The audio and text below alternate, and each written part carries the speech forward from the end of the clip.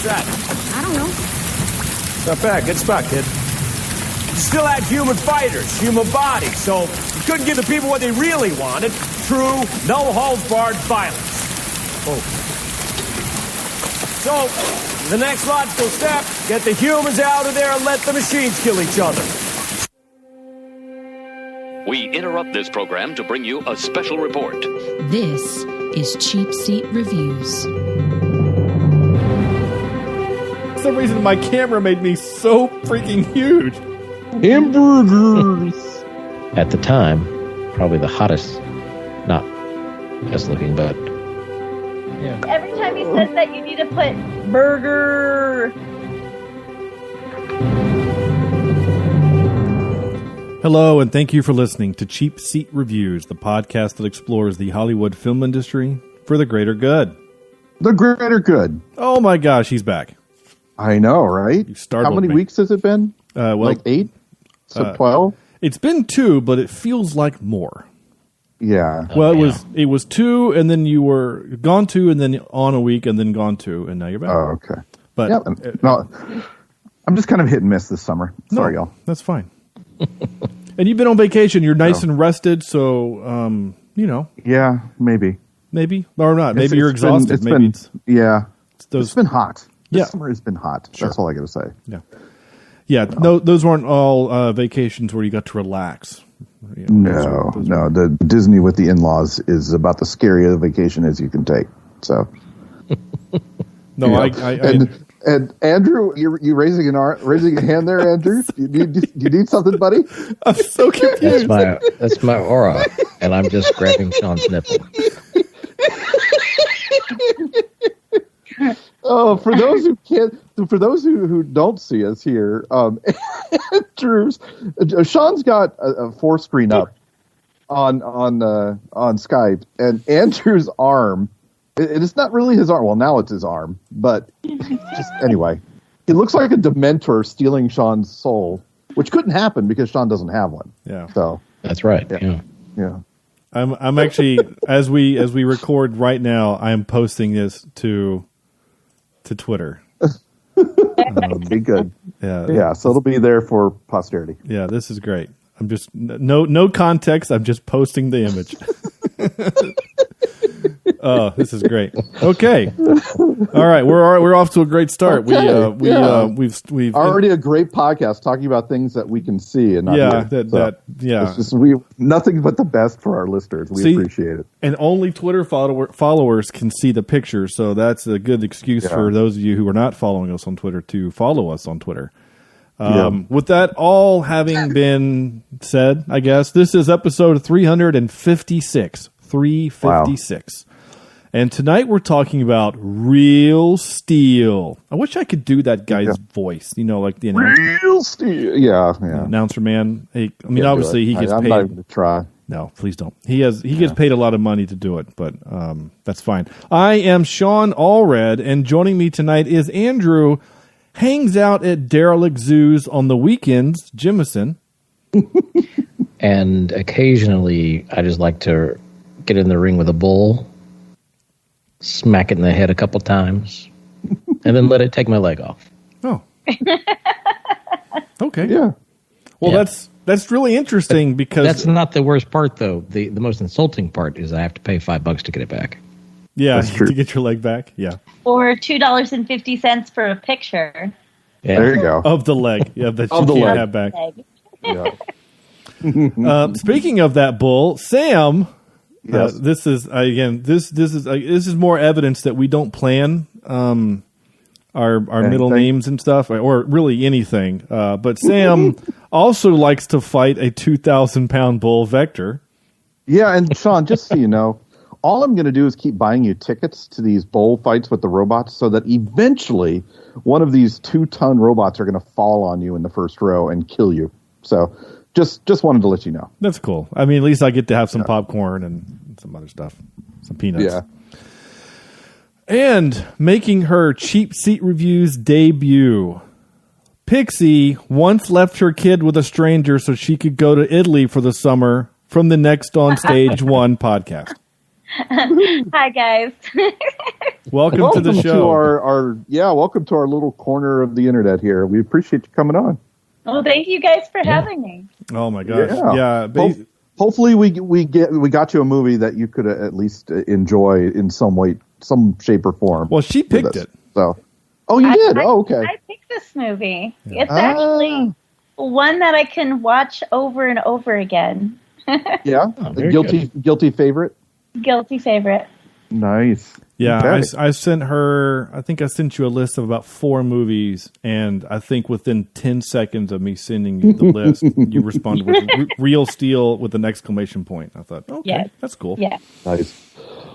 Yeah, no, that's fun, and I think it's a good movie to do. We've had some. We're all over the place with these movies we've been. I mean, War Games last week, and then UHF, and then Legend of the Sword, and then Hancock. We've just been kind of all over the place, which is good. I think it's a good mix of movies. Many different decades in those choices. Yeah, so. Exactly. And like some good reviewed and some bad reviewed. I mean, a 6.8 and a 5.9 and a 6.4 and an 8.5, and it's good. It's good. So I'm excited to see where this goes. This is Real Steel, 2011's Real Steel, starring Hugh Jackman and huge Ackman. So you got your Wolverine, you got Evangeline Lilly, who is the Wasp. Marvel. Yeah. You have Dakota Goyo, who was the kid, plays Max, who, I didn't know this until I looked it up, was young Thor in a flashback movie scene in one of the Thor movies. Really? Yeah. That's cool. Nice. Anthony Mackie, who is the Falcon / new Captain America. Kevin Durand, who plays the Blob in that really bad Wolverine movie. Yeah. And Hope Davis, who plays Tony Stark's mom. So, I mean, it's kind of crazy how much it's. And if you would put this up this could fit a Marvel universe, right? This just the way it's shot and the colors and the technology. I could see it being a Marvel movie. Actually, you know what? I mean, I can see that too, especially with like the tech. These suits are all Tony Stark tech. Yeah. No. Well, I mean, they're not even as advanced as a Tony Stark suit, but it would fit within the tech they have for sure. Absolutely. I like it. Yeah, I like it a lot. Okay, so 2011, directed by Sean Levy or Levy. Who is I was going to say that name sounds familiar. What else did he? Well, he has done such other things as I scroll through his. He's done a lot of TV, but other films he did, such films as Cheaper by the Dozen. He did the Pink Panther remake in 2006. He did the 2 Night at the Museums. He did Date Night. Okay. The Internship. That's what I remember. Yeah. Night at the Museum, Secret of the Tomb. I didn't know there was a third one. And then it's straight to DVD type of thing. He also did 8 episodes of Stranger Things, including 2 episodes of season 4, which are going to come out. That's why I know the name. Okay. Oh, he also he directed Free Guy, that new Ryan Reynolds thing where he's a computer thing. Oh, yeah. And something called The Atom Project. Which also looks like stars Ryan Reynolds. A man must travel back in time to get help from his 13-year-old self. Okay, that sounds fun. Oh, it's also another Marvel team-up. You got Ryan Reynolds, Zoe Saldana, and Mark Ruffalo, and Jennifer Garner. That's fun. Okay. Yeah, that looks cute. And then just announced, looks like there's something called Starman. I wonder if it's a remake of the original Starman. I was going to say, isn't that something? Is that Dennis Quaid, right? No, that was True Grit. Right? What's his name? No, not True Grit. Oh, Randy Quaid. No, not Randy Quaid. Dennis Hopper. No. He was the bad guy in Iron Man. He Richard Donner. Richard Donner? Yeah. The director? No. Jeff Bridges. Jeff Bridges. That's where I was going. Yeah, sure. Yeah, it looks like that's what it is. It looks like this. Oh, also, there's going to be a Real Steel 2 announced. Is it really? Maybe. Who knows? I mean... Has it been a while? It has. It just says announced. Plot is unknown. There's a writer. There's nothing else. Yeah, that's a maybe. Maybe it's a fan fiction where they put some images together and they make up some sort of story. It's kind of like what we do here. Yeah, it's actually our podcast. Just well, I did see that they announced that they were going to make a Rock'em Sock'em Robots movie, and I thought they already did. That's what this. Yeah, this is the movie. Yeah, this is. I mean, they made a Battleship movie. They got Real Steel. Who knows? Yeah, there was something else too. Wasn't there another game based on a movie based on a game? On an old game. Well, you got Clue. Yeah. Yeah, Clue. That's been around for a while. Yeah. I want to say there was a Monopoly movie coming out or something like that, wasn't there? I think you're right. I thought there was. I'm not gonna look it up, but yeah, I thought there was something else too. Something dumb. I mean, like seriously, like something like Candyland or Chutes and Ladders or something. Yeah, seriously, it is Chutes and Ladders, but it's a BDSM type thing though. That's for another show. Yeah, it's a different show. Yeah. Okay, so none of those are what we're going to talk about tonight. We're going to talk about Real Steel, like I said, 2011. And did anyone see this in the theater? I'm just curious. No. No, I think I rented this one. It grossed like $299 million. Really? Yeah. Gross worldwide. It was basically a $300 million gross with a budget of 110. So that's actually not great, but it's all right. Okay, so none of us saw this in the theater, which is fine. I too, I think this was a red box kind of a thing. But I remember seeing the previews for it, thinking, "Oh, this looks fun," and it looked like a Disney movie. I thought this was a Disney movie. I think, in fact, I told several people that this was on Disney Plus because I thought it was a Disney movie. Because it just feels like one. Mm-hmm. Sort of, yeah. I don't know, just it had that kind of feel. Anyway, so Sam, why don't you go ahead and lay down your 5-word review if you remember how to do that. All right, absolutely. I'm going to say, I've got 2 of them here. The first one is BattleBot's redneck southern cousin. Perfect. Right? That's great.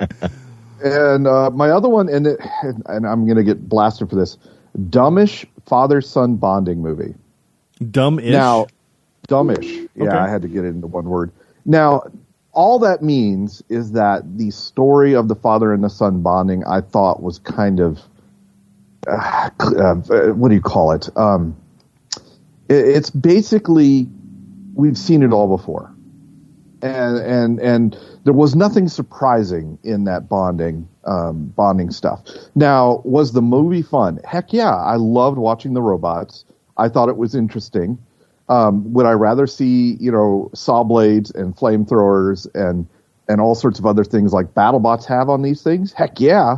The boxing robots are kind of boring. I want to see something get torn apart, like just torn apart. So, in terms of fighting robots, that's just my prerogative. And don't forget, too, guys. My daughter and I, we make BattleBots, so we're into the whole robot building and killing other robots type of thing. So, But anyway, back to the movie. I thought it looked great. I thought it looked. It had a great look to it in terms of the colors.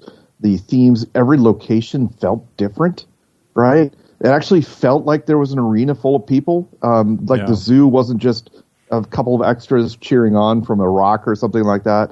I thought that the director did a very good job making this world feel very lived in and understandable. And also the entire thing, it didn't feel far-fetched. It felt like, it's kind of like what we talk about Star Wars, where the world feels lived in, and we like the movies where it felt lived in and real, and this really, really did so.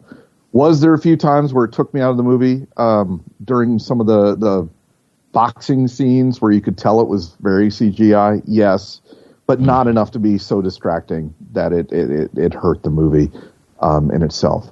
I thought Keanu Reeves. Oh, good Lord. Hugh Jackman?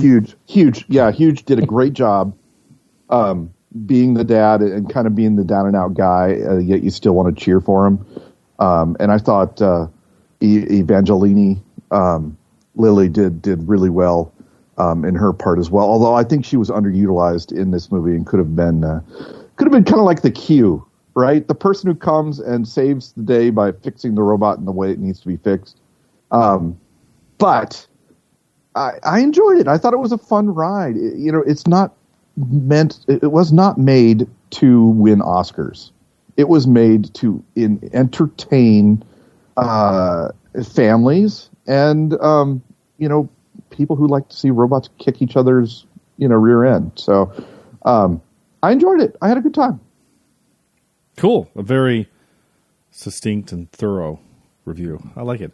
No, I don't disagree really with anything you said. I think that's it. So we can call it a show. We're good, right? No, that's it. We're done, guys. I thought it was a lot of fun. The bullfight. Still, every time the bullfight surprises me because that robot hits the bull. It punches it in the face. It just punches it in the face, and that alone makes me giggle. Right?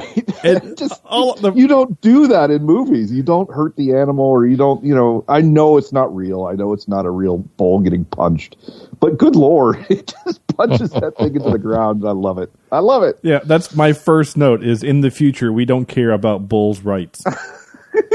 Yeah. Exactly.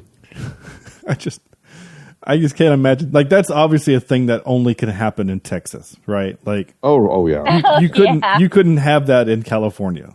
It wouldn't work. Andrew, what you got, man? Well, I have two as well. This one's just for fun. Father's Day must be awkward. That's one of mine. Okay. And then my real one is douchey dad sci-fi robot boxing. Yeah. And yeah. All right. Yeah. I like it. Yeah. There's several things in this movie that like you guys hadn't seen it before or didn't see it in a theater. I don't know that you asked, but I had never seen this before. Oh no, I didn't ask that. Oh wow. Okay. That's cool. Yeah. So this is the first time seeing it for me, and it's not bad. Like Sam said, it's visually, it's pretty good. I think, like you said, the world looks lived in. The camera work is done well. The CGI is not terrible, except for one scene which really bothered me, which was supposed to be footage of the robots fighting, and you could tell it looked like something from a Sega Genesis or something. I don't know. You mean the Xbox 720? Yeah, the Xbox 720, that one. Yeah, but it's a little predictable in some ways. But like Sam said, I don't think it's meant to be an Oscar-worthy film. It's supposed to be just turn your brain off and have fun watching it. So, yep. And it is fun to watch. I think the kid and the robot Adam have a good relationship, even though Adam doesn't have a personality or mind of his own. But it's still a character in the movie. Yeah, and it's still a friendship type relationship that he has with that. The parents and the aunt and the uncle are the worst people on the planet because, like you said, they literally leave him with a stranger to just go to Italy. And it's not just that, but not only do they leave him with a stranger, it's they're in the car on the way to the airport, and they're like, "See you later, kid," and they just take off. Yeah, there's no bag, right? It's just him. Yeah.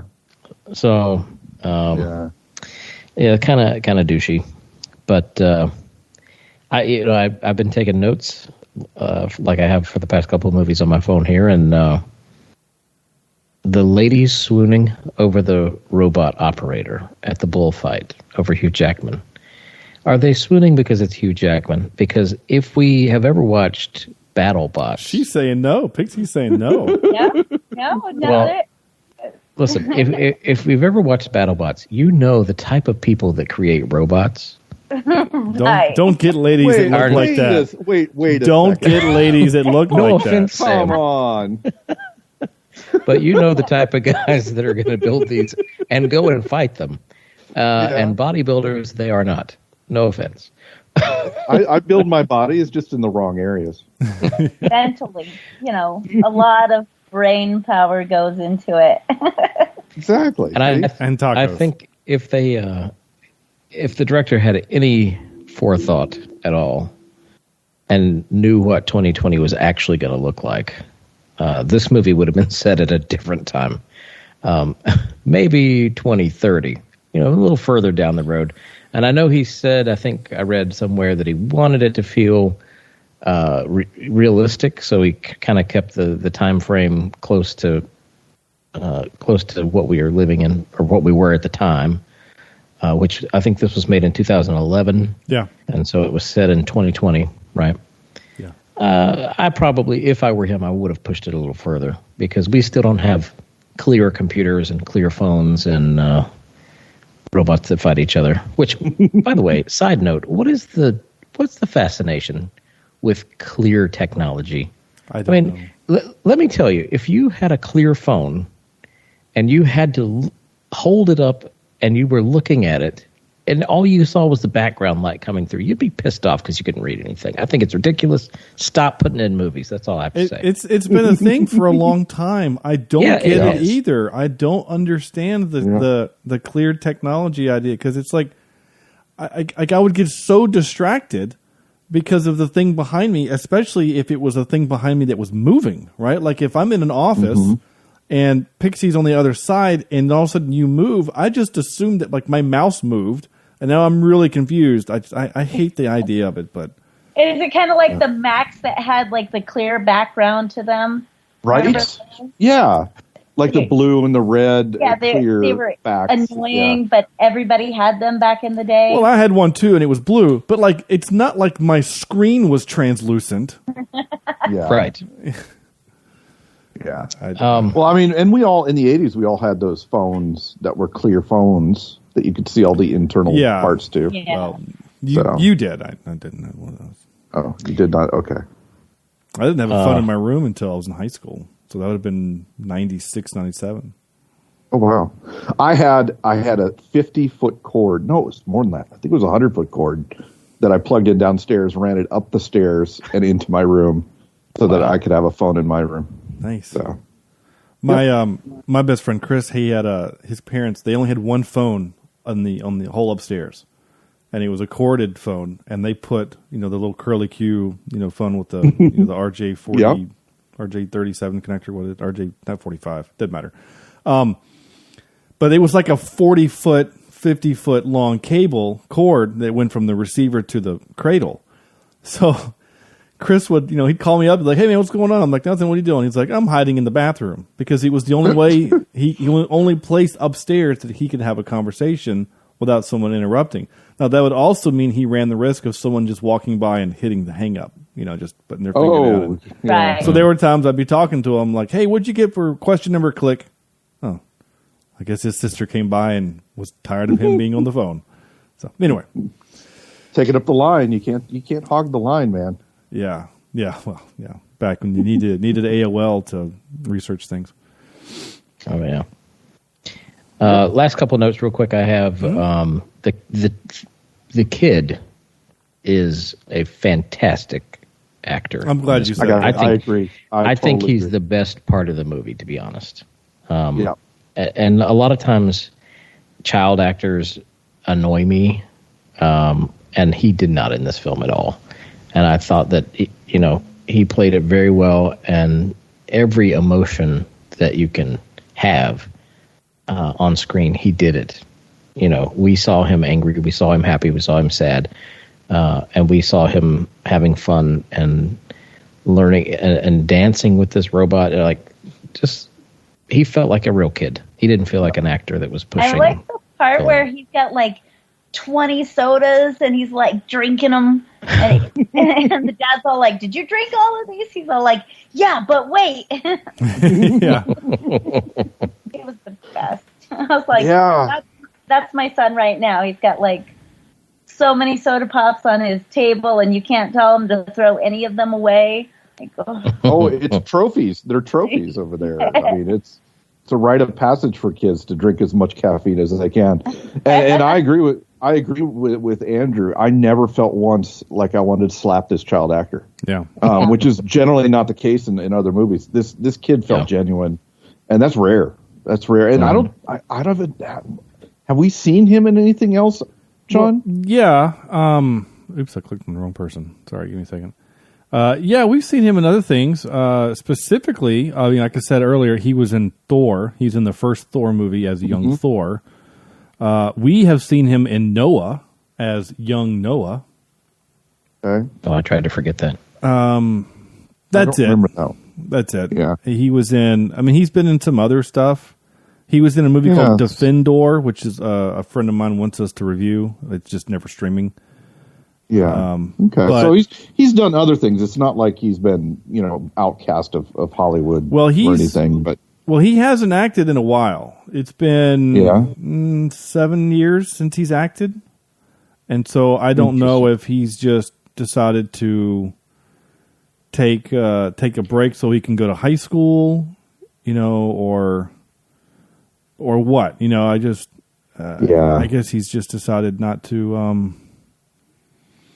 I don't know if he's done or what, because I'm reading through his bio on IMDb, and they're just talking about his parents and his the stuff that he's already done, but it doesn't say anything like, oh, he's decided to hang it up so he can go to school. Interesting, because he was born in '99, so I mean he's maybe he went to. Well, he's 22. Yeah, he's 22. Oh wow, okay, yeah. So yeah. So yeah, maybe he decided he wanted to go to high school and college and whatever. I mean, I don't know. He looks different now. This picture, his IMDb picture, he kind of looks like he looks like a grumpy teenager. But anyway, don't they all at that age? Yeah, well, you're not wrong. But yeah, so thank you for saying that though, Andrew or whoever said it. I thought the kid was great. There was only a few times where I was like, could we do a different take on that there, Sean Levy? But I mean, the only two times where he annoyed me was when he was screaming into the microphone. But that's, I guess kids do. Oh yeah. My kid when my daughter got a karaoke kit or a little karaoke set for her birthday. I think the first thing he did was got that microphone and just screamed into it. So I'm like, it's something little boys do, I guess.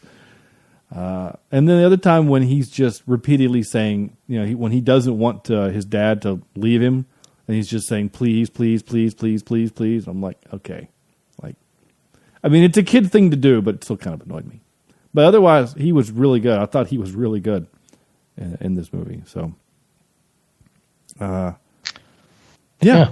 Pixie, do you have a 5-word review? I did. I actually have 2 of them. Wow. Overachiever. Different regions, different rules is one. They talked about it often in the movie that, they started out, the robots looked like humans, and then the robots sort of changed as they went through. They were boxing robots in the beginning, and now they're Muay Thai, then they did jiu-jitsu, some of them did karate, and they just talked about all of that stuff. And then they talked about things like the other one I had was the no rules in the underground. So, I mean, it was kind of funny that the different regions, different rules, because you had the zoo, and the zoo was like this bottom rung, just rednecky, even worse than the county fair, and then you have the different places where you can meet different people, and depending on the level of the place, was like this cheesy, terrible, like underground fighting that had that feel like, no, there's no rules in Fight Club kind of thing. Right. And Right. so it was kind of interesting to like watch the movie. I'm a big kaiju kind of fan. I love robots. I All love right. Godzilla. I'm huge Pacific into all Rim? of that stuff. Yeah. So it's interesting. It kind of has that feel like, yeah, I could see people, gutting out a Mack truck and like driving cross country with their Build-A-Bot robot and just getting into dumb matches over, there's a lot of gambling in this movie. There's a lot of like bad habits. There's a lot of like drinking and just terrible like humans just ripping other robots with their robot that they built.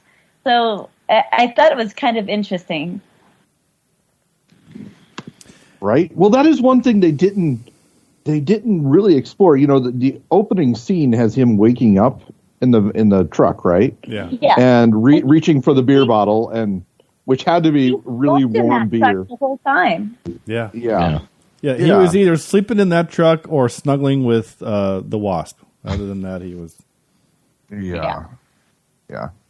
But but they never really went back to any of his other, addictions or anything like that, which I guess made it more family friendly, but something they could have Director's explored cut. at some point. Yeah. Well, I mean the one thing that I kind of thought the movie was going to do at one point was so the robots never interact with humans in a violent way.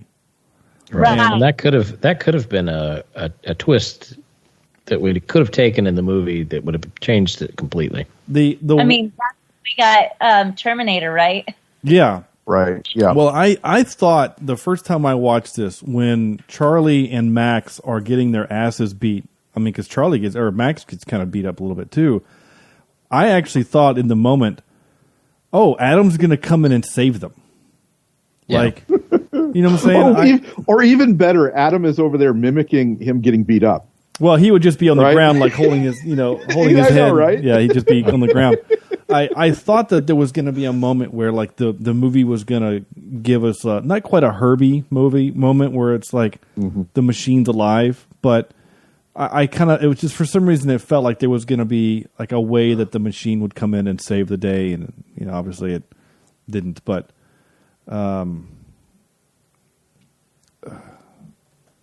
I just thought, sorry, I got distracted because I'm getting messages from people. Not me. No, it's my parents. I stop it, Andrew. This video thing is cracking me up, man. This is amazing. I kind of wish we were streaming this video right now. This is amazing. Andrew's aura is just weirding me out. Yeah. It's really funny what Skype is choosing. For those who are just listening, well, I guess you're only just listening, but Skype is choosing. For me, anything in front of me is visible, right? I hold a glass and it shows the glass, but Andrew is not doing anything. He's just holding his hand is empty and he's bringing it to his mouth. I thought he was mimicking drinking until it's funny. Sorry. Anyway, these are the little games within the game that's happening right now. So my 5-word. Did you have any other notes you want to go over, Pixie? We have plenty of time to do other notes. I've got like tons of notes. I mean, I have like all of the notes. Okay. Let's see. Well, maybe I should go back to the beginning. Let's see. Max has a large knowledge of robots. He's got really does. Games. Mm-hmm. He knows Japanese. He's like all over the place. This kid is like super intelligent, and he's treated like, I don't know, in the beginning, like, oh, you're just a dumb kid. You don't know what you're doing. And here he is. He's switching the robot from shadow mode. Can you hear me? No, you're fine. Just for some reason, my camera made me so freaking huge. It was sorry. Skype again just being weird. Like I was like towering over you as you're talking. That's why I was making my face. So, no, you're not wrong though. Like the kid's kind of a savant. I mean, he even in the middle of the night, he's smarter than the dad. Oh gosh, well, yeah, the dad's just a boxer. He's working on the robot as well, so it's not. Yeah, the kid has some knowledge. The other note I have is the cage there to protect the splatter? Like, what happens when all of these robots are just shedding pieces off of them? Yeah. Everybody is so close to these matches. You would expect, like, shrapnel or, like, a loose bolt or something. Oh, yeah. And well, everybody's just cheering and, like, trying to get as close as possible. I was like, what the fudge? Man, is there no safety in any of these places? Well, definitely not at the zoo. I mean, gosh, he has to pull. Not at the zoo. He has to pull Max back before he gets like squished. Yeah. Yeah. Yeah. If you go back to BattleBots, we talked about that earlier. I've seen a few episodes of that, and they're like in a fully encased plexiglass. Right. Yep. Yeah. Yep. Yeah. In the future, we don't care about personal safety or bulls. Oh, true. There's another one. I have another one that talks about that. Oh gosh, I'll get to it. Let's see, another one. I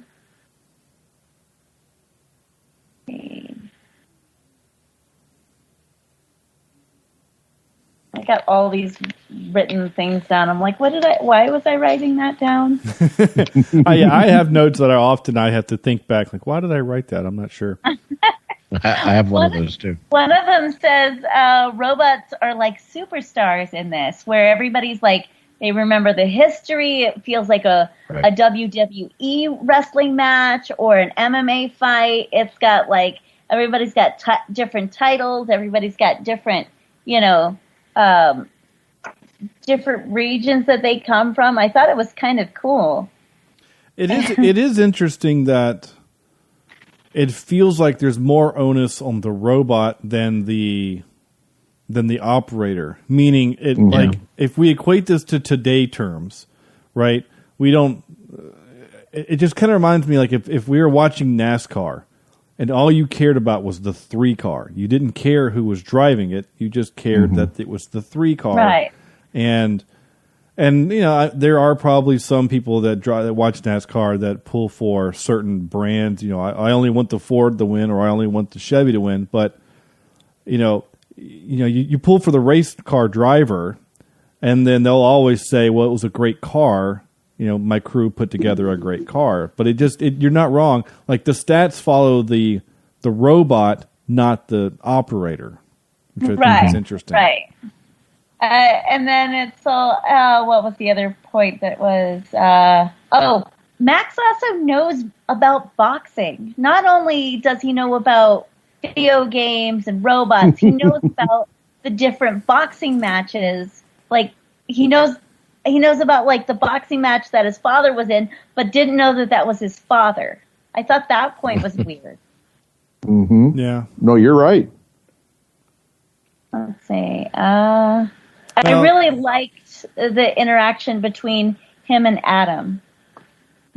Yeah, it was there's a lot of sweet moments where the movie is just giving you enough of an idea that there's something in the machine, right? That there's something else in there besides just clockwork, and that's what makes it sweet. It's not full on Iron Giant, right? But it's there's just something in there where you're just, I mean, I don't know. Like I named my Jeep and I talk to it whenever I want to. And do I think it's alive? No, but I do talk to it. And like I said, I gave it a name. Maybe I'm weird, but. Well, I did have a companion robot for many years. And sadly it was destroyed, but I uploaded its consciousness into my car. Yeah? Into the GPS of the car? Yeah, I did. That's nice. Of course, you do realize that in the context of your story, that also means that you were... you had a sexual relationship with this companion. Yes. I'm not denying it. Okay. Because that was implied in that movie. Yes, it was. It was. So my 5-word review was, I I was trying to play, if you know the J.J. Abrams production company, Bad Robot, I was trying to make a play on the Bad Robot. So I did Good Robot Helps Bad Dad. Aw. Yeah. That'll work. Yeah. That's The just feel-good story of 2021. I mean, it is a feel-good story, and it's a redemption story for the dad because, he sucks. He sucks at being a dad, and well, if you're going to sell your child for $100,000, you're probably a bad dad. And then he tells the kid it's only $50K. He's like, okay. Well, don't worry about money. Yeah, at the time he didn't. Yeah, I guess probably because he knew that if he told him that it was going to be another 50, then the kid would probably demand it. Though I did demand it. Yeah, well, yeah, but I did think it was kind of interesting at the end when Marvin shows back up to give him the other $50K, and Hugh Jackman looks at him and is like, "I don't want your money," like almost disgusted by the fact that he held up his end of the bargain. Like Marvin's not the bad guy here. Remember that, right? Right. Well, he is wearing an ascot. Yeah. Which the only way we can tell that someone is rich in a movie is if they're wearing an ascot. Yeah, so that's true. Yeah. Well, and also, I don't know. Like, are we predispositioned to hate Marvin because he was the sniveling Secretary of Defense from Independence Day? I don't know. Yeah. No, I don't think so. I think that I didn't really like his character because he's willing to do this just so that his wife is happy. Right. Even though he knows it's unethical. Yep. Money will fix anything that she wants. Here's some money, darling. Keep sucking my... No, just kidding. Yeah. No. Well, you're not wrong. You're not wrong. You're right. We don't know how he got that money. If a dude that's willing to, to be extorted for $100K to keep his wife happy, who knows how he got all that money? So, hey, we've all been there. We've all needed our wives to be happy, and would have spent any amount of money to get to that point. Yeah. So, yeah. I don't blame him. I can't fault him for wanting that. No, I don't fault him either. I just, it kind of sucks, but whatever. It gives us, without it, we don't have a movie. So I'm not mad at Marvin. Honestly, I'm not mad at Marvin. I'm not mad at Marvin. No. Charlie, maybe. Not Marvin. A little bit of Charlie. Yeah, Charlie does kind of suck. Eventually, but like that's an old sport adage, winning cures all. They start winning and then, they start having a relationship.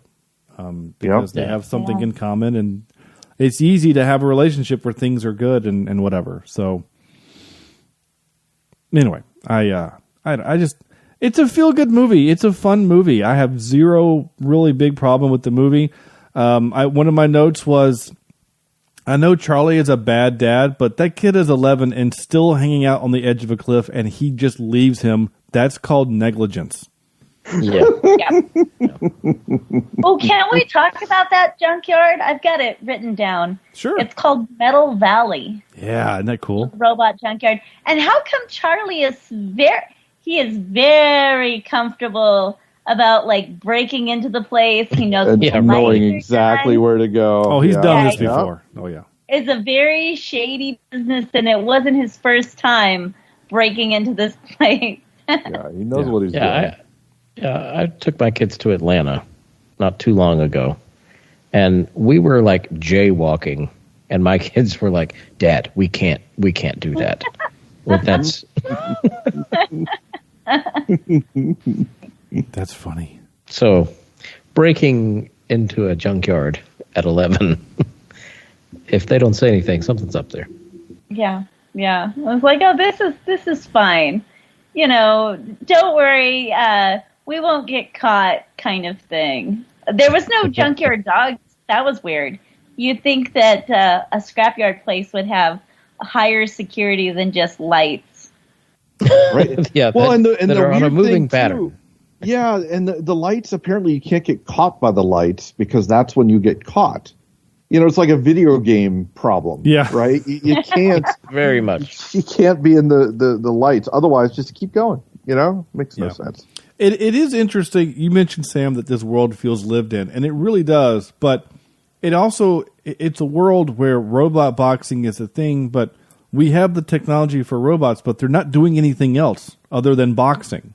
Like I'm saying, like it feels like we should see robots doing other things in this world. In the world, like driving cars, taxis, making food.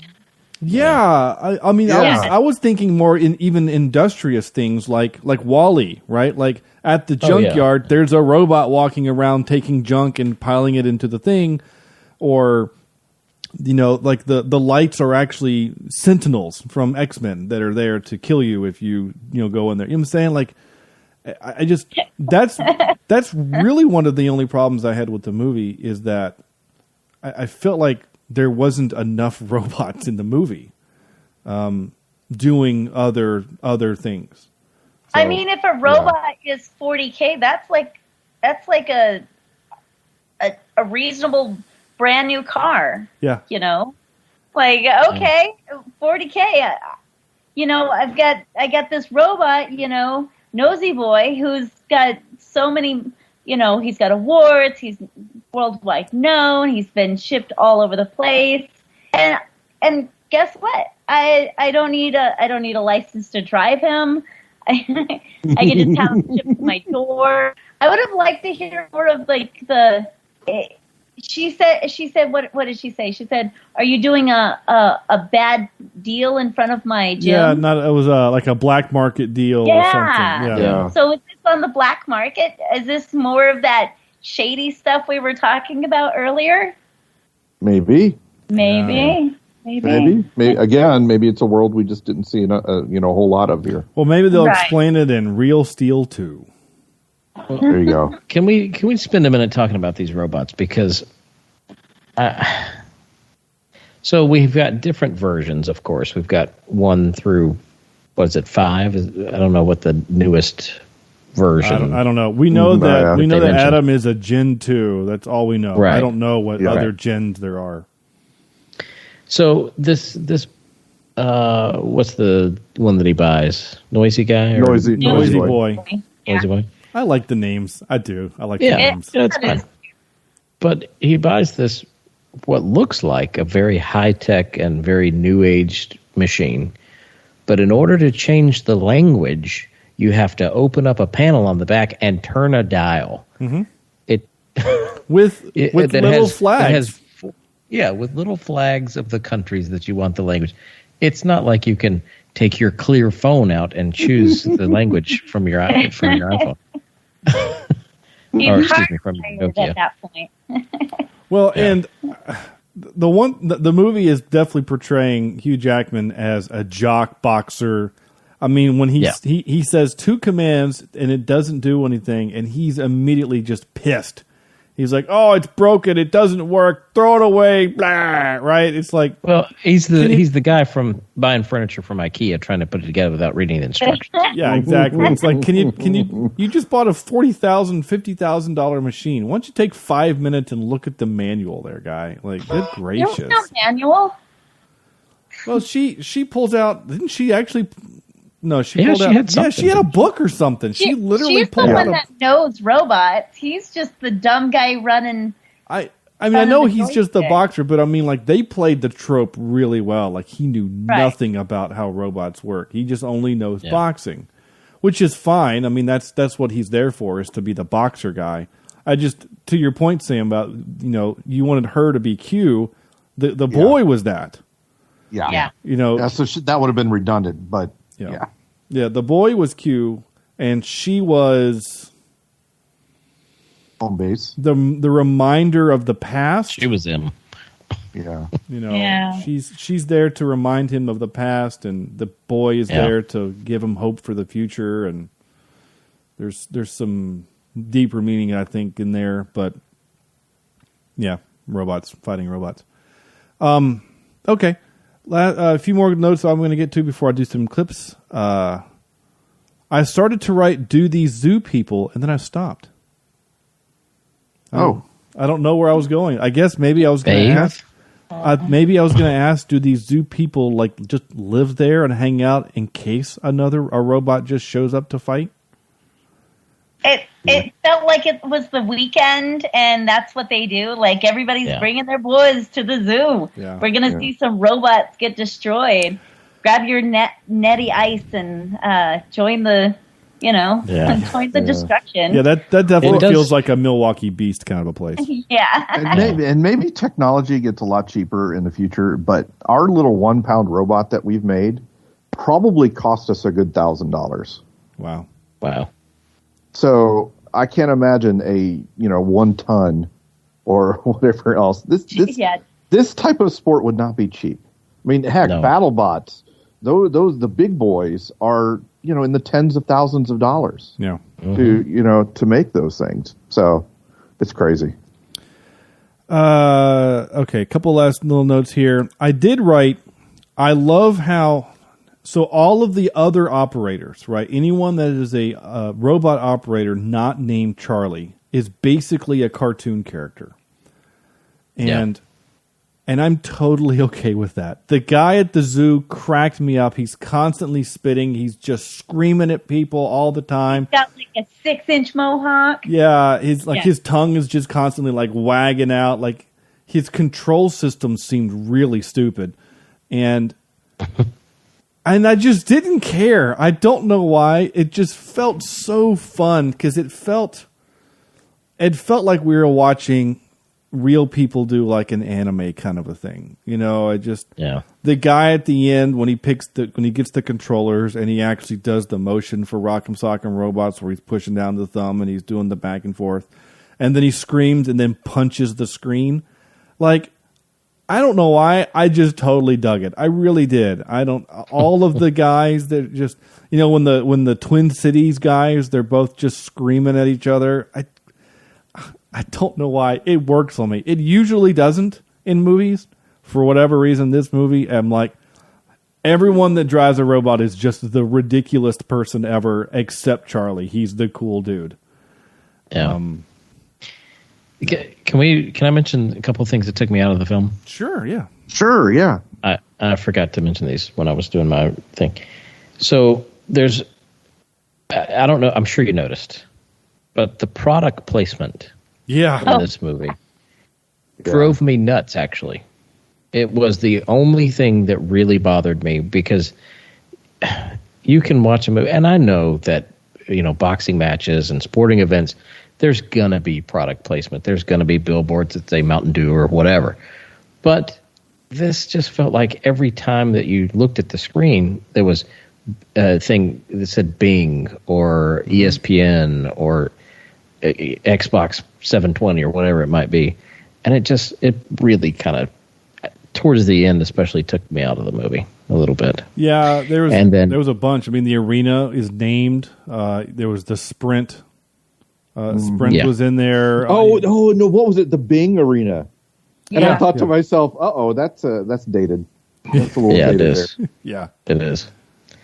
And then there was I know we always talk about the great actors in the movie, but let me tell you about the worst actor in this movie. This is an extra, I assume, who's sitting next to Evangeline Lilly at the bar. While she's watching. And he is not watching the game or the match at all. He's trying to hit on her. He's only watching her and reacting to her reactions. And his eyes are never on the screen. I have seen him in other movies, and there has to be a deleted scene with her and this guy or something. Yeah, right? I think, honestly, I think that they're supposed to be on a date. And she is totally ignoring him for the fight, and it's pissing him off. No. I think that's what I picked up. Now, Andrew, this is the first time you've seen it. I don't know. I mean, we get no story. I don't know if he's our hopping man for the movie, but it always felt like they were on a date together because he's trying to a couple of times he's trying to like touch her, right? He tries to put his arm around her or whatever, and she. Oh, does he? I thought there was maybe did I miss see that? I don't know. Maybe he did, and I just missed it. But I just thought that it was the most awkward scene in the movie. That they're watching this heated match, and she's like jumping out of her seat and being very animated, and he's only watching her. Of course, I can't say much because I people watch. Like when I go somewhere, sometimes I won't pay attention to what's happening because I'll be watching a person doing some stupid something. So maybe that's what he was doing, but it came across as bad acting. Yeah, I'm scrolling through the credits here, and I'm trying to see if I see, I don't know, just someone that it would make sense for the credit name, because a lot of these credit names are Star Blaze Arena reporter, photographer, cowboy, upper class upscale fight fan, ESPN box, Ricky's henchman. Oh, bar date. Here he is, bar date. His name is Robert Herrick. Eric. So he was a date. He was the date. Yes. He was Josh in Transformers Dark of the Moon, uncredited. He's an extra. Yeah. In the movie Meltdown, he was a bartender. So. Yeah. Yeah, so he was the date. That is him. Well, there had to be some sort of deleted scene, or maybe I missed something. No, I don't think so. I did not pick. I didn't pick up on the fact that they were on a date. Yeah, I was just going off of body language because it just felt like he was trying to constantly trying to say words to her, or just she was ignoring him, and she was just totally blowing him off for her ex-boyfriend and their robot, and I think it just that's the vibe I picked up from it. Anything else, Andrew? Any other little moments to drive you crazy? No, those are the only two that really bothered me. Anything else, Sam, you want to mention? I have one last note. No, I think I'm good. I have two last notes. Sorry, I have two loads. Okay. Pixie, you got anything else? I only have the heights of the robots, and that's about it. The different heights, or just... Yeah, I have the different heights written down. You wrote them down, like their stats? Yeah, I have their stats. Oh, that's amazing. What is Adam's height? Adam is 7'6". Really? That's it? Yeah, I would have thought he was... Generation 2. Noisy Boy, he is 8'6". Ambush is 8'2". So Ambush was shorter than Noisy Boy, and Ambush was the one that took on the bull. Right. Interesting. What was Zeus? Zeus, yeah. I didn't look that Oh, up. we didn't see Zeus. No, that's fine. I stopped there. Was the Ambush based off of the Rock'em Sock'em, the original robots? Was any of this based off that? No, it's actually based off a book. Oh. It's based off a book. The same guy wrote I, Robot. Not I, Robot. I Am Legend. It's It's like a 1957 novel. Because I literally did assume that this was based off of Rock'em Sock'em robots. I did too. It wasn't until I read the trivia where I learned that. So, yeah. The last little two notes I had was the guy who was the redneck cowboy guy. So he's a jerk, but ultimately he's not in the wrong, right? Charlie welched on a bet, and then he told him, I'm going to beat you up if you welch on the bet. And he does, and so he beats him. So in my book, he has a right to do that. Now, he stole from the kid, and that sucked. Don't steal from the kid. Yeah. But then, I guess the movie wanted us to hate him a little bit more, so they made him a little racist towards Anthony Mackie. And so, when Anthony Mackie's boys take him, which we guess he's just going to go take him to the parking lot and get his ass beat like he did to Charlie, then we're okay with that, right? It felt unnecessary, I guess is my point. I didn't. Yeah. I don't know. I would have been a little gratuitous. I just thought it was let him just lose. I don't care if he, you know what I'm saying? It felt like the movie goes, haha, see, Carmen's a bitch. You beat up Charlie. Now you're going to get beat up because you're kind of racist. We didn't need the homie part or whatever. There was a couple of parts that annoyed me. And then the last thing that kind of annoyed me was at the end of the movie when they announced that Zeus is the winner and the crowd just boos them like crazy. And I thought, I don't understand why the crowd turned, right? Going into the fight, Which, by the way, this is a fight you should never have. You should never have a pro athlete, taking on an amateur. It's a lose-lose, because if you win, you beat up an amateur, and if you lose, you lost to an amateur. So it's an App State, Michigan scenario. No, it would be App State versus the New York, the New England Patriots. Okay, you know what I'm saying? Like they're not even close to the same world, and if App only loses by a field goal at the end because Adam Vinatieri kicked a 30, a 40-yard whatever, then the Patriots look like they barely won it, so they aren't. I'm saying this should never have happened. Yeah, okay. But the movie needs to happen, and that's fine. But my point is that the crowd turns on Zeus like they're bad people, like they did. Well, they are. They are. Didn't you see the guy, lose his cool and punch the window? They're both. If you're further back and you don't see that, you're just watching what's going on in the ring. You would have never saw the bad guy. You never saw him punch that. But the crowd is going to go for the underdog. I mean, come on. Right? I mean, if I was in the crowd, I'd be booing too. I wouldn't boo. I would just cheer Adam, for that. Who just got his butt kicked for 10 rounds and almost pulled it off at the very end. It felt like that there were people there that used to love Zeus and now hate them because they're strong and powerful. It didn't make sense. I mean, it just felt like everyone in the arena was like, Zeus does suck, and I hate him because he's rich and strong and powerful. It just felt disingenuous. I'm okay with the underdog story, and I'm okay with the parallel to Rocky, and that Rocky ultimately loses the match but becomes the people's champ. That's literally from the movie. So, I'm good with all that. It just felt weird that the audience turned on them so quickly. Oh, by the way, Zeus is 8'3". 8'3". That's he is making him the second tallest robot in the movie after Midas. Okay. Yep. Yep. And of course, Zeus is a reference to Apollo. Right. You have the Midas touch. You've got a whole bunch of legendary names. Well, and I mean, stuff. but Zeus is the father of Apollo. Apollo is the guy that Rocky fights in Rocky.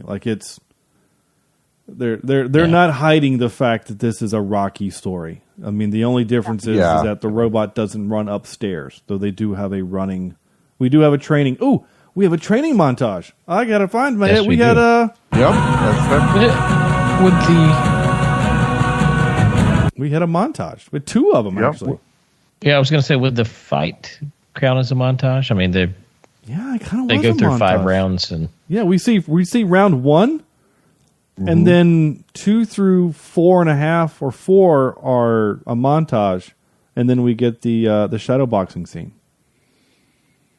Yeah, which was kind of neat. I kind of liked the shadow boxing scene. I thought it was kind of cool. Little moment of redemption for Charlie. Okay, that's it. That's all the notes that I have. I did write Xbox 720 LOL. I thought that was kind of funny. Yeah. Oh, and also noticed that the kid now has door answering privileges. He's been there a week, and he can now open the door for strangers. Yeah. This poor kid is neglected in so many ways. Yeah, and malnourished. My gosh, the kid only ever drinks Dr. Pepper. He never ate. But he won't eat hamburgers. No, I was gonna say. He won't eat hamburgers. Yeah. I captured that. The way he says hamburgers is so weird. It's can we get another take of that? Okay. Here's I only titled this Woo. It's 13 seconds of Woo. We agreed that my boxer would fight an 800-pound steer for $3,000. Am I right? Yes, sir, we did. That bull is 2,000 pounds. Right. Okay, well, Charlie, I'll tell you something. Your bot don't fight. You don't get paid. Woo! There you go. I know. It's funny listening to British people would do Southern accents. This one's labeled Japanese. I can reset them to English. Hang on. How the hell do you know Japanese? Video games. You play video games in Japanese? Japanese bootlegs are always better. Yeah, they're always better. Japanese bootlegs. So, there you Okay. Here's the kid. Just listen to this. Like, again, the director couldn't have got a better take of this. I told you I hate hamburgers. Hamburgers.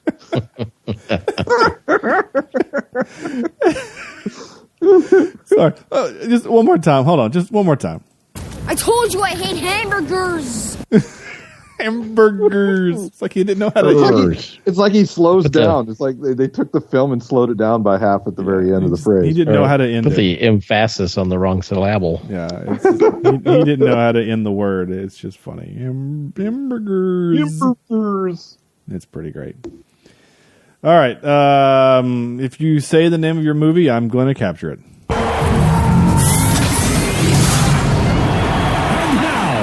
Ladies and gentlemen, are you ready for Real Steel? There you go. I just saw that the guy who plays the dude what invented what's it, Zeus, he and I share a birthday. That's kind of cool. Nice. Yeah. So there's that. Time for this. I like this part too. This was just the kind of good feel good moment. I know you can't hear me, but you can see me. So watch me. Watch me. You know you're talking to a robot. I know. Shut up. Watch me. There you go. I like that. There are times when the robot is physically not able to see him, and I wonder how that works. Yeah. When he's behind or, on the other side, the technology there is a little weird for me. It is a little weird. I don't care. I really don't care. I wrote that too. Shadowboxing has a couple plot holes, but I don't care. It's also, he's a southpaw as well. Everything's mirrored. So if you thought about it, some people can't do, like, you're thinking you're going to do a right hook and it happens to be a left hook. Yeah. It would be weird. Yeah, that's true. I hadn't thought about that. Did you anyone know that Danny Elfman did this score? Really? I saw that. I would have never known, but I saw that. I wouldn't have known It's not either. typical. It's not. It just sounds like generic, happy music, like a Jerry This was just a rent Bruckheimer. check for him. I guess. I don't know. I mean, even Danny Elfman has boat payments, so. Yeah. But I was just scrolling through here, just looking at the cast and crew, and all of a sudden I was like, wait, Danny Elfman did the score? But yeah. I also forgot that Steven Spielberg was an executive producer. So was Robert Zemeckis. Wow. So Really? it had some pedigree behind it. Yeah. Good for them. Which for some reason, when I saw Spielberg's name attached to this, I thought that kind of explained why the kid is better than adults are. And it also kind of reminded me, the product placement. Like, Spielberg is pretty great at product placement. So I just kind of reminded me. I was like, okay, there's that. All right, time for this. And now for some more bad news. Ready? Trivia. I have a little bit. There was a lot, but I didn't get a lot. Each of the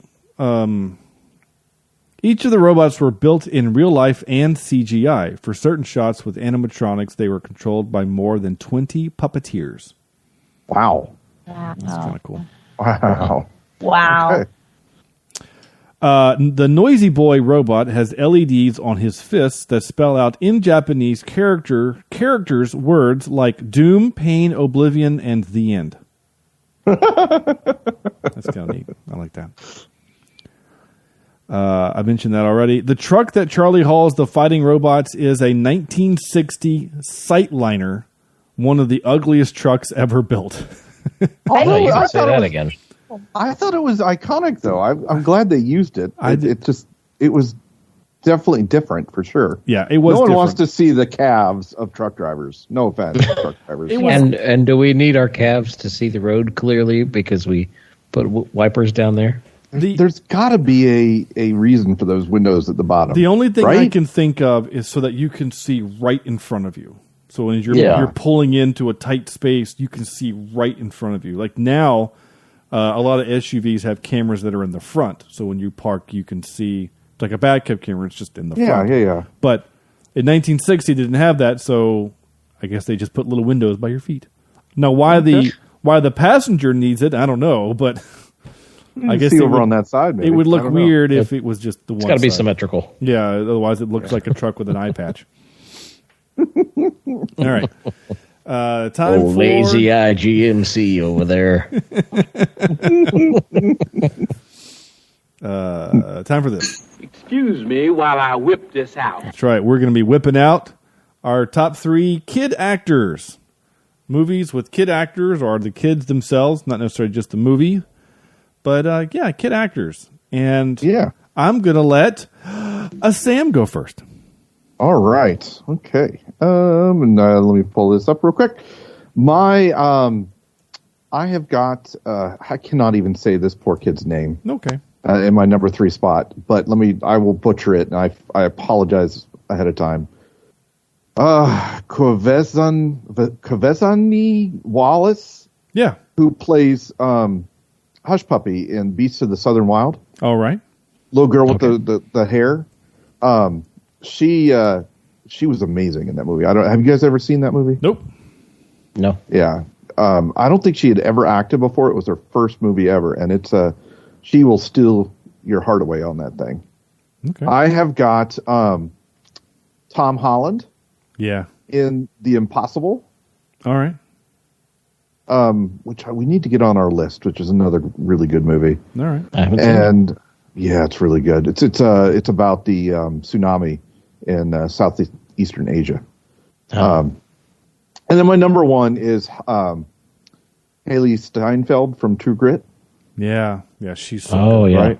Yeah, she's very good in that. Yeah, I believe it was Oscar nominated, if I remember right. She was nominated, and I think won. Did she win? I don't know if she won. I don't know. I'll look her up real quick. Yeah. No, yeah, she's great in that movie. But you can tell, Haley and Tom have really gone to do other really good stuff as well. She was nominated for it. She did not win. But she was nominated. Yeah, that's what I thought. Cool. She's also into the Spider-Verse as Gwen Stacy. Mm-hmm. So yep. Just remember that. Pixie. This is one of mine is River Phoenix in Stand By Me. Oh yeah. River Phoenix. Yeah, another good one. Yeah. And then I also have Haley Joel Osment from he's from Sixth Sense. Yep. And my top 1 is Dakota Fanning. All right. Yeah. Okay. I really liked her when she was younger. Yeah, what movie did we just see with her that we thought she was? We saw her in Push. Yeah. She did Man on Fire, which I absolutely love, and I think that one is the first time I saw her on screen, and man, did my heartstrings really get pulled in that one. Yeah, it's a good movie. Yeah.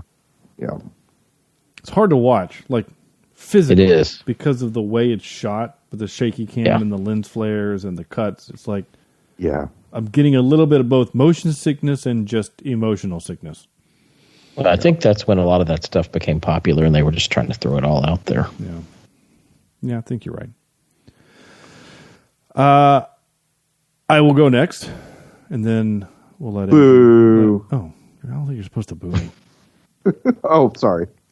But, do whatever you want. I didn't realize that was out loud. Let me mute myself. No, I mean, you're allowed to do whatever you want, which is pretty obvious. Let's see. I'm scrolling through some of these other lists of, like Natalie Portman in The Professional. And I actually like Ellie Fanning in some of the roles that she's done. Or Elle Fanning. I think she's done some pretty good stuff. But anyway, my list was I forgot about her. She was really good in that movie. I might change my list. The girl Saoirse Ronan, who was the young girl in Atonement, the young version of. Oh my gosh, yeah, she was really good in that. Yeah, she was. And the villain. I forgot about that too. And complete villain. Yeah, definitely. So she'll be. I'll actually use her as kind of my honorable mention. My number 3 is going to be. I already said Elle Fanning, so I'll do Elle Fanning. My number 2 is going to be Emma Watson. And then my number 1 is actually going to be Christian Bale in Empire of the Sun. Yeah. Okay. He is so good in that movie. I think he's really, really good. Okay. Cool. Andrew, you do yours, and then I'll see what Twitter has in store for us.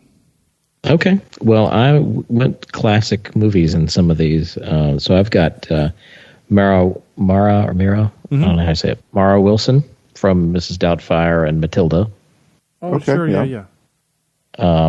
I've got Freddie Highmore from August Rush. He's so good in that. Yeah, and then number 1, I think, terrible actor today and probably not even acting that I know of, but at the time, probably the hottest, not best looking, but the hottest actor as a child. Sorry. The hottest child actor. That just doesn't come I've just tried to make this as awkward as possible. But that would be Macaulay Culkin in Home Alone. Okay, yeah, good point. Yeah. Just so you know, that definitely is going to make the intro. Oh, yeah. Thank you. Well, just maybe put a caveat on there that hottest means something different. No, I'm not going to add any context to that. No. It's going to be perfect out of context. It's going to be amazing. All right. That's great. Oh, that's great. All right. For the interwebs, we've gotten such... Cameron from Green Shirt said Emma Watson, Kirsten Dunst, and Christina Ricci. Ricci? Oh, Ricci. Ricci, whatever.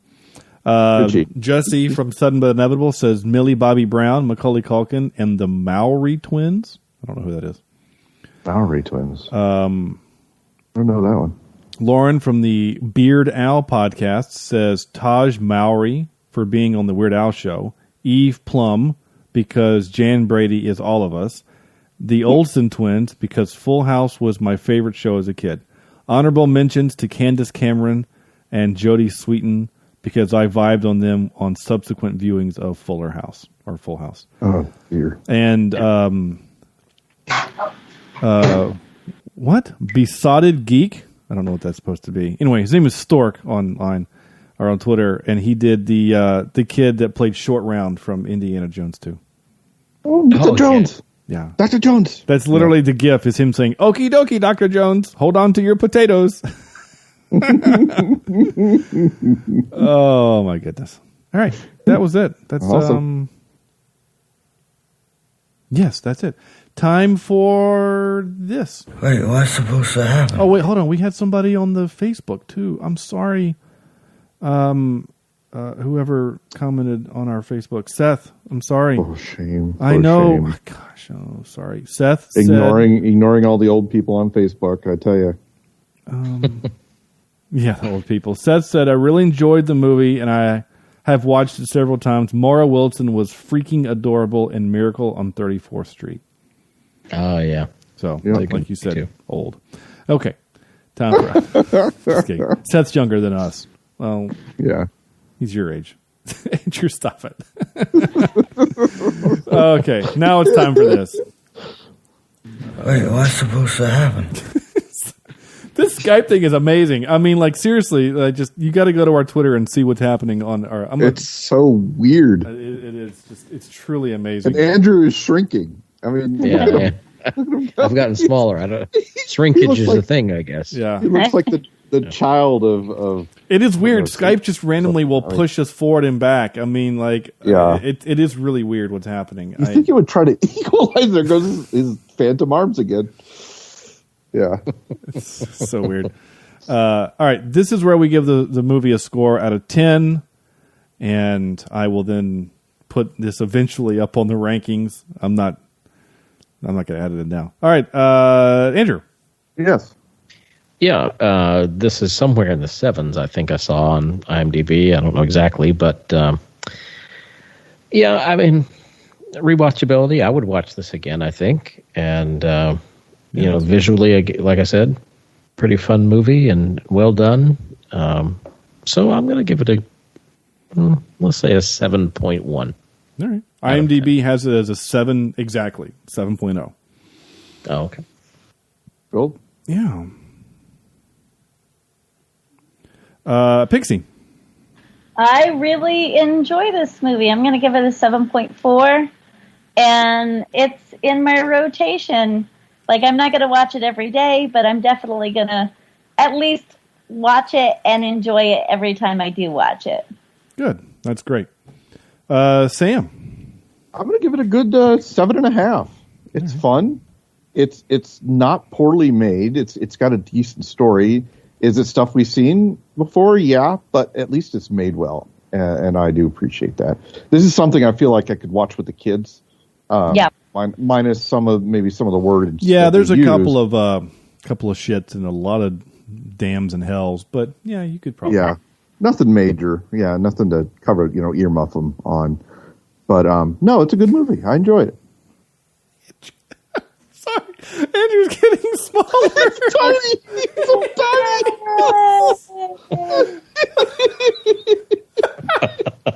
Oh, there you go. He hit his growth spurt. Oh my gosh. I am so sorry, listeners. This is not going to be funny for you. You're just going to listen to us laugh. But I mean, on the call, Andrew shrunk like 6 inches. It was amazing. Oh my gosh. His phantom arms are just as big as he is. Yes, welcome to the cheap seat. Oh my gosh. Yeah, exactly. Amazing. Oh my gosh. I mean, my arm is starting to hurt with your phantom arm standing up so much. It's just like, put it down. It's pull a muscle. There you go. All right. Anyway, I'm going to give it a 7.9. I like this movie a lot. I think it's a lot of fun. Yeah. None of the issues I mentioned really bother me all that much. It's a feel-good movie. This is probably my 4th time watching it all the way through, maybe 3rd time watching it all the way through. I like it. I think it's a fine film, and I don't know if we've said this recently on a show, but I recommend this movie. I definitely recommend you go out and watch it. It's on Netflix, so go check it out. There's no reason not to. It's a lot of fun.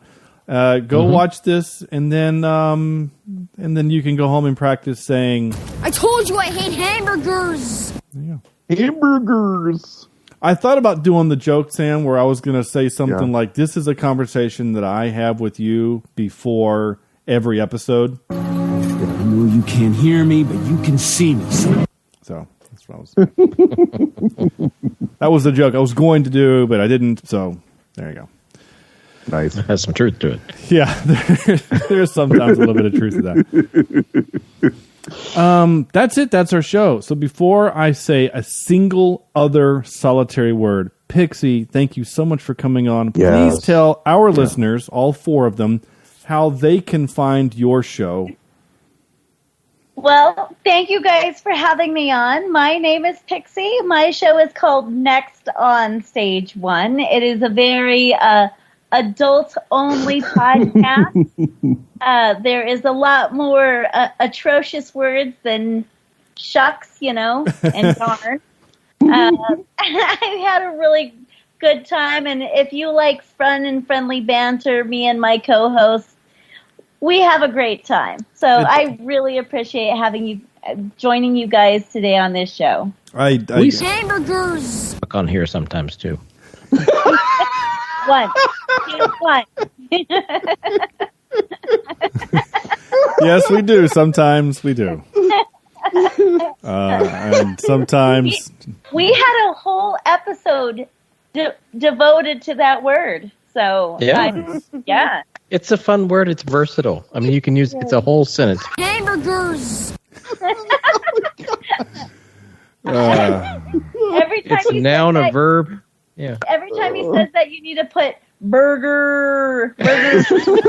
Oh, that's hysterical. I like that. Instead of rooster. Yeah. That's perfect. That's actually funny because I usually I have not been rooster tailing them. I just bleep it out just because the rooster tail, after listening through my speakers in my car, is so offensive and like on speakers. It's like, oh, I think probably people would rather just hear the bad word than that noise, so I just bleep it out. But I like the idea of having burgers. Oh, that's amazing. Oh, yes, definitely going to do that. Okay. Perfect. All right. Well, I will definitely link your info to the show notes. And I can send you my link tree if you need it. I'll pull it off Twitter, no problem. Thank you. Yeah, that's it. That's our show. Gosh, this was a lot of fun. This was good. Next week we're doing Master and Commander, The Far Side of the World. And I'm looking forward to that because I've actually never watched it all the way through. I always seem to like catch it in random parts, and so I've seen it probably the last hour twice, and I never get to see the beginning how it starts. So I'm looking forward to watching Maximus and Vision hang out on a boat in the. Apparently, it's very accurate into what life was like on those ships. I have read that as well. Yeah. So that's that. One last little promo I'm going to say before I hit the stop button on the record is that Cheapseat Reviews next week is going to have something very, very special. And I don't mean like special like Pixie, because this was very special and a lot of fun. I mean so special and different. I actually did an interview. I interviewed someone, not a normal review episode, an interview. That interview will be on our feed next week. We're still going to have a regular show next week, but it's also going to come in the feed.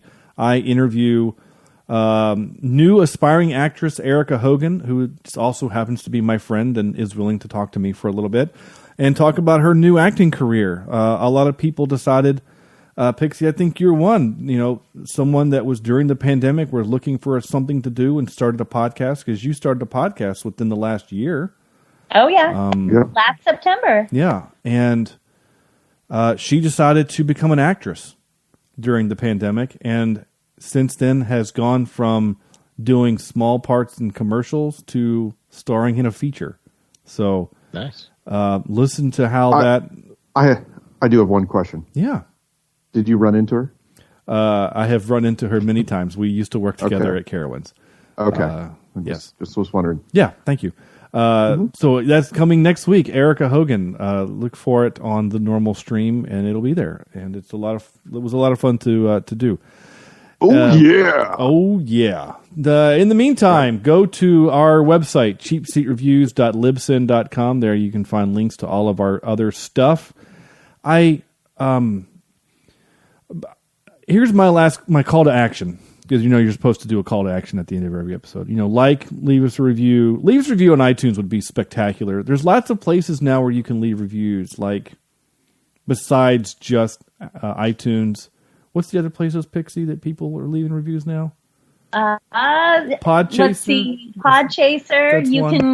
You can leave a review on Good Pods as well.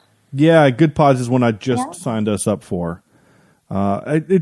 It's almost becoming a little overwhelming at how many places that I have to keep up with. It's like just go to iTunes. Just do it on iTunes. iTunes is the biggest one because that's where you want the majority of people giving you 5-star reviews, because it helps the podcast get out further to more people. Absolutely. Right. Yeah. Agree. So please do that. I would also love it if you anyone listening would just shoot me a message on Twitter or Facebook just to say, hey, I like the show, or you guys suck. I do get listener interaction, but they're people that I know, and so it'd be nice to hear. I would love to hear from our German listeners, our British listeners, and our French listeners. We have downloads every week from those countries, and I would love to hear from you. Bots. Just maybe they are bots, but if they are, then shadow box somebody and have them send me a message. I don't know what I'm saying. I have no idea what I'm saying. What I am saying is this is a lot of fun. I have no more things to say other than thank you so much for listening to us. And on behalf of Sam, Andrew, and Pixie, this is Sean saying thank you so much for listening, and we'll see you next week.